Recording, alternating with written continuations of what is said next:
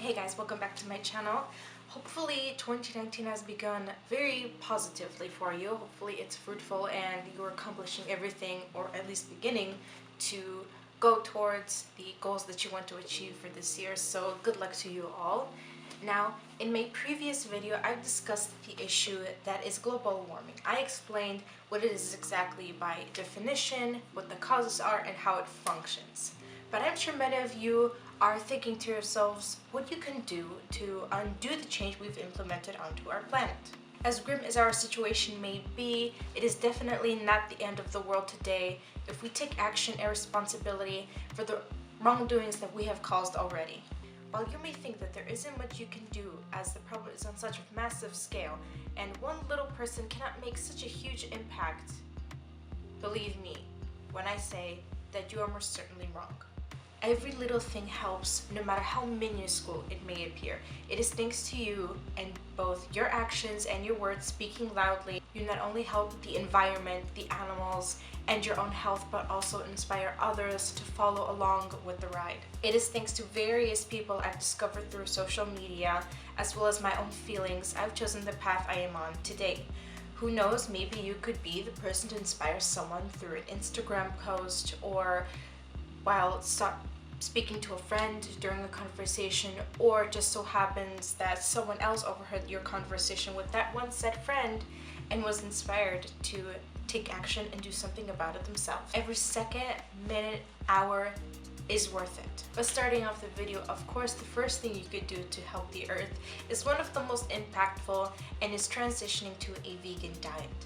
Countless studies have been conducted on this topic, and many scientists and doctors can agree that not only is meat unhealthy in itself for our bodies and the environment around us, but the animal agriculture business is one of the most polluting businesses of them all, poisoning our world with greenhouse gases, cutting down trees to make room for livestock, and responsible for killing off so many other species of animals, forcing them to either become extinct or being close to being so. Now, I don't want to be one of those vegans to condemn every person that is not on the same path as I am. I want to try and be more open and friendly about the topic, spreading knowledge and inspiration to those who are perhaps seeking to transition, or perhaps are transitioning and on the path. Like I've mentioned before, every little action helps. If you're a vegetarian, that is really great. You're on the right path to helping the world become a better place. If you're researching and pondering the idea, that is great too. I hope I can provide what I can to help you get there. The second thing you can do to help the earth is stopping fast fashion retailers. I understand that for some it could be a very challenging step. I, for one, used to be an avid shopper at Zara, and I'm also a fashion design student, always following the latest collections and keeping track of all of the trends. Before, I used to keep track of the pieces that I wanted to purchase, waiting for a flash sale to hit, and doing some damage to my wallet.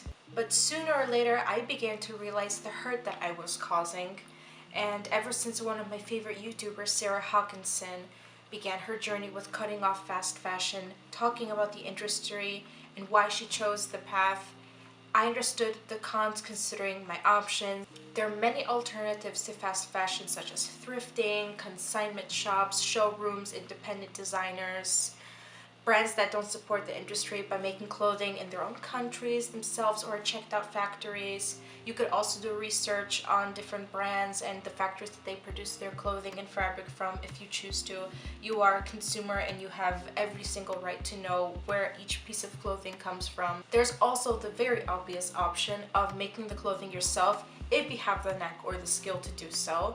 Or you could approach your local seamstress with a photo or a drawing of a piece that you would like to own. There are pros and cons between all of these options. Like, for example, thrifting does take time and patience to find gems among tons and tons of garbage. Consignment shops, showrooms, and independent designers could be expensive, and going to a seamstress, having to purchase the fabric yourself, could be tedious at times. But the greatest fact of the matter is you are making an immense step towards creating a better, cleaner, and greener future for yourself, your children, and your children's children by making the incredible effort in creating less waste and harm to the planet. The third option is a compilation of itty-bitty little details that you can change or add into your lifestyle, which could be just as impactful as the previous options. The first point I want to start off with is minimizing the amount of plastic in your daily life by purchasing items in eco-friendly containers, reusing plastic bags or totes for your shopping, storing your household items or food in glass jars, ceramic, stainless steel, aluminum foil, or cotton handbags. You could also replace commonly used household items for friendlier versions.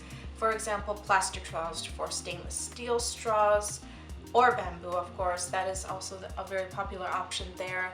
Plastic cups for thermoses or reusable cups, and switching from a plastic toothbrush to a bamboo one. Now, a little tidbit for women, since for us it could be sometimes very challenging to find eco-friendly options, and it could be a bit of a challenge at first. But we thankfully are getting more and more options today that are better for the earth and produce less waste. For example, menstrual cups, reusable pads, and biodegradable tampons. Now, the next point is a bit of a controversial one for some, but it is also very helpful, and that is taking less or shorter showers to save water, as well as switching off the tap when you're brushing your teeth, or for example, doing your skincare routine, just not letting it run and wasting so much more water. Washing machines are also included, and this could be a great option also for preserving your clothing, and that is washing them only when they are absolutely filthy or just starting to smell. An obvious one is certainly segregating your waste, and if you have the right space for it, creating a compost from scraps of food and making yourself a little garden while you're at it.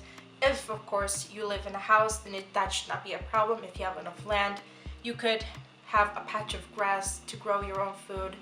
If, however, you do live in the city, in an apartment, I, for one, want to test out this theory, create a compost during the summertime, and make myself a cute little garden on my balcony. And of course, I will show you guys how I will do so, my process, and how it's gonna go on. These are quite a lot of tips, but if you definitely want more, let me know on my social media or in the comment section down below. Ask me anything you would like to know. I hope this video will prove to be helpful and inspire you to be more sustainable and conscious about your actions and the waste you inevitably create. We all do. Be sure to like and subscribe to be up to date with my content, and I will talk to you soon.